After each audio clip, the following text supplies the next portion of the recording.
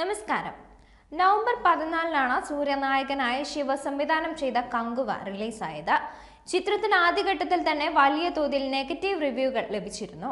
സൂര്യയുടെ കരിയറിലെ ഏറ്റവും വലിയ ഓപ്പണിംഗ് ചിത്രം നേടിയെങ്കിലും റിലീസ് ദിനത്തിൽ അടക്കം പടത്തിന് കയറിയവർ ഉന്നയിച്ച പ്രധാന പരാതി ചിത്രത്തിന്റെ ശബ്ദം സംബന്ധിച്ചാണ്.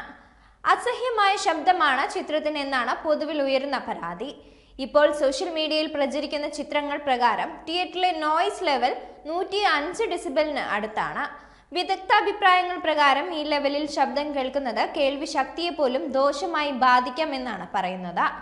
റിലീസ് ദിവസം അടക്കം ചിത്രം കണ്ടിറങ്ങിയവരിൽ പലരും തലവേദന എന്ന പരാതി ഉന്നയിച്ചത് ഈ ശബ്ദ പ്രശ്നത്താലാണെന്നാണ് സോഷ്യൽ മീഡിയ പോസ്റ്റുകളും മറ്റും പറയുന്നത്. അതേസമയം സിനിമയുടെ ശബ്ദത്തിന് പ്രശ്നമുണ്ടെന്ന കാര്യം ചിത്രത്തിന്റെ നിർമ്മാതാവ് കെ ജ്ഞാനവേൽ രാജയും സമ്മതിച്ചിട്ടുണ്ട്. ഒരു ദിവസത്തിനുള്ളിൽ പ്രശ്നത്തിന് പരിഹാരം കാണുമെന്നാണ് നിർമ്മാതാവ് അറിയിച്ചിരിക്കുന്നത്. നേരത്തെ ഈ വിഷയത്തിൽ പ്രതികരണമായി എത്തിയിരുന്നു ഓസ്കാർ ജേതാവായ സൗണ്ട് ഡിസൈനർ റസൂൽ പൂക്കുറ്റി. തലവേദനയോടെ തിയേറ്റർ വിടുന്ന ഒരു സിനിമ കാണാനും രണ്ടാമത് ആളുകൾ തിയേറ്ററിലേക്ക് എത്തില്ലെന്ന് റസൂൽ പൂക്കുറ്റി പറയുന്നുണ്ട്. സോഷ്യൽ മീഡിയയിലൂടെയായിരുന്നു അദ്ദേഹത്തിന്റെ പ്രതികരണം. ചിത്രത്തിലെ ശബ്ദ ബാഹുല്യത്തെ വിമർശിച്ചുകൊണ്ടുള്ള ഒരു മാധ്യമ പോസ്റ്റിന്റെ സ്ക്രീൻഷോട്ട് പങ്കുവെച്ചുകൊണ്ട് റസൂൽ പൂക്കുറ്റി ഈ അഭിപ്രായം രേഖപ്പെടുത്തിയത്. സൂര്യ ഇരട്ടവേഷത്തിലെത്തിയ കങ്കുവയിൽ പ്രതിനായകനാവുന്നത് ബോബി ഡിയോൾ ആണ്. ദിശ പടാനി, നടരാജൻ സുബ്രഹ്മണ്യം, KS രവികുമാർ, യോഗി ബാബു, റെഡിൻ കിങ്സ്ലി തുടങ്ങിയ വലിയ താരനിലയാണ് ചിത്രത്തിലേത്. കാർത്തിയുടെ സർപ്രൈസ് സാന്നിധ്യവും ചിത്രത്തിലുണ്ട്. സൂര്യയുടെ കരിയറിലെ തന്നെ ഏറ്റവും വലിയ ആദ്യദിന ആഗോള ഗ്രോസ് ആണ് കങ്കുവ നേടിയിരിക്കുന്നത്. മെഗാ ബഡ്ജറ്റിൽ പീരീഡ് ആക്ഷൻ ഡ്രാമയായി ഒരുങ്ങിയ ചിത്രം ശ്രീഗോകുലം മൂവീസിന്റെ ബാനറിൽ ഗോകുലം ഗോപാലനാണ് കേരളത്തിലെ 500ഓളം സ്ക്രീനുകളിൽ എത്തിച്ചത്. സ്റ്റുഡിയോ ഗ്രീനിന്റെ ബാനറിൽ കെ ജ്ഞാനവേൽ രാജ, UV ക്രിയേഷൻസിന്റെ ബാനറിൽ വംശി പ്രമോദ് എന്നിവർ ചേർന്നാണ് ചിത്രം നിർമ്മിച്ചിരിക്കുന്നത്.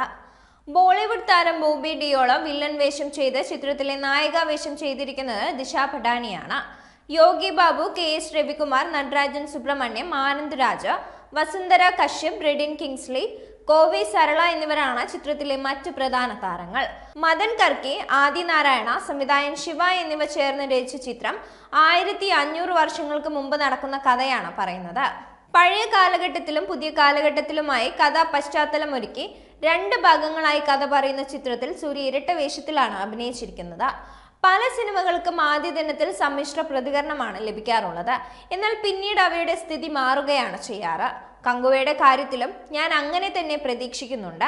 ചിത്രത്തിന്റെ മൊത്തം ശബ്ദത്തിൽ പ്രശ്നമുണ്ടെന്ന് ഞങ്ങൾക്ക് പരാതികൾ ലഭിച്ചിട്ടുണ്ട്. അത് പരിഹരിക്കാൻ ശ്രമിക്കുന്നുണ്ട്. കെ ജ്ഞാനവേൽ രാജ ഇങ്ങനെയാണ് പറയുന്നത്.